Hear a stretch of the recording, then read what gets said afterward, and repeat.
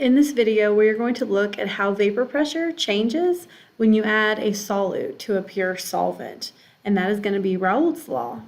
So first off, let's look at these figures. On the left-hand side, you can see different solids that can be dissolved into water, and you can see how their solubility changes with temperature.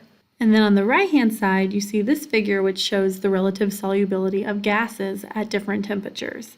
And you'll notice there are some pretty basic trends here, with, of course, the exclusions that you see below of sodium sulfate and cesium sulfate shown in red for solids.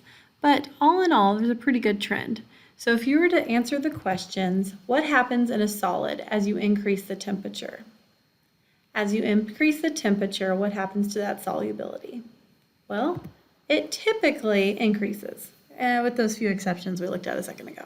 Okay, so typically as you increase the temperature, that makes it so solids are more readily able to dissolve within a solvent. What about for a gas though? What happens to the solubility as you increase your pressure? Well, that increases. Think about this as like carbonation in a soft drink. If you need a whole lot of carbonation in your drink, what do you have to do? You have to pressurize it. And so that's exactly how bottling of these soft drinks works now. In fact, the glass bottles, that was one of the problems with them early on, and still even today, is a glass bottle, some of the gases will slowly leak out over time. That's why if you've got a soft drink from, 100 years ago, not really, but a long time ago, it's gonna not have as much carbonation, or it might be entirely flat. Because it just doesn't keep that pressure that it needs for the solubility of the carbonation to be as strong.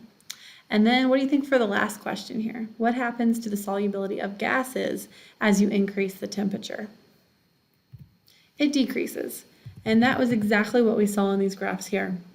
As you increase the temperature, the solubility of solids increases. As you increase the temperature, the solubility of gases decreases. So now a question that is related to those concepts. Vapor pressure. How does vapor pressure change as we increase the amount of solute we place into our pure solvent? So look at figure A.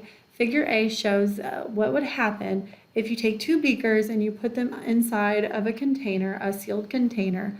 One of them contains water and the other one contains water plus some kind of solute. What's going to happen? Well, on the right-hand side, it'll be what you see after some period of time. All of the fluid, all of the water has evaporated out of the one beaker and gone into the other beaker.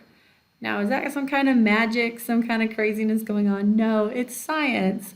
All right, so what happens here is the solute that's within that aqueous solution, it wants to be surrounded by solvent molecules, water molecules, which means it's harder for water to leave that aqueous solution, so it has a lower vapor pressure.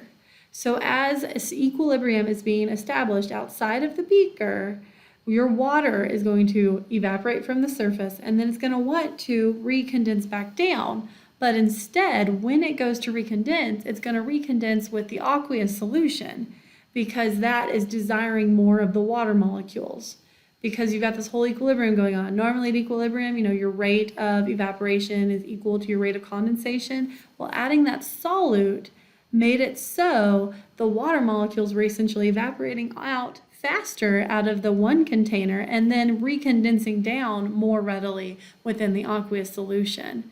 And so by increasing your percent solute in a solution, you are decreasing the vapor pressure of that solvent. You're essentially shifting equilibrium, which is a really cool process to watch. So here's kind of a graph that shows the same concept. How does vapor pressure change with an increase of solute? Well, the more you increase your solute, the more you're going to change that vapor pressure. So look at this figure on the right-hand side. We've got your pressure of your solution on the left side, and then the mole fraction of the solvent along the bottom. So pure solvent has a mole fraction of 1 because it doesn't have anything else in your solution. As you add in extra solute, you are decreasing the mole fraction of your solvent. So when you're doing that, when you're decreasing the mole fraction of your solvent, your vapor pressure is also going down. And if you see in the two gauges on the left-hand figure, you'll see that the pure solvent might have a gauge showing a 3, and then the one that you've added in a solute to is now lowered and it's a 2. So vapor pressure essentially lowers with increased solute. And so we can get there by looking at Raoults law. Raoults law is shown here, where your pressure of your solution is equal to the mole fraction of your solvent, which means your solvent is on top and your solution, the number of moles of solution, is on the bottom. And then times what your vapor pressure of your solvent would be at that temperature if it was a pure solution, a pure solvent, so no solute included.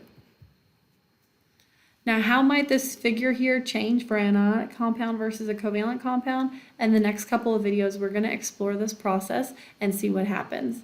But the main thing to keep in mind is that you have Raoults law, which is a figure that lets you help figure out how much did the vapor pressure of that pure solvent change by the addition of the solute. And that's what we're going to look at next.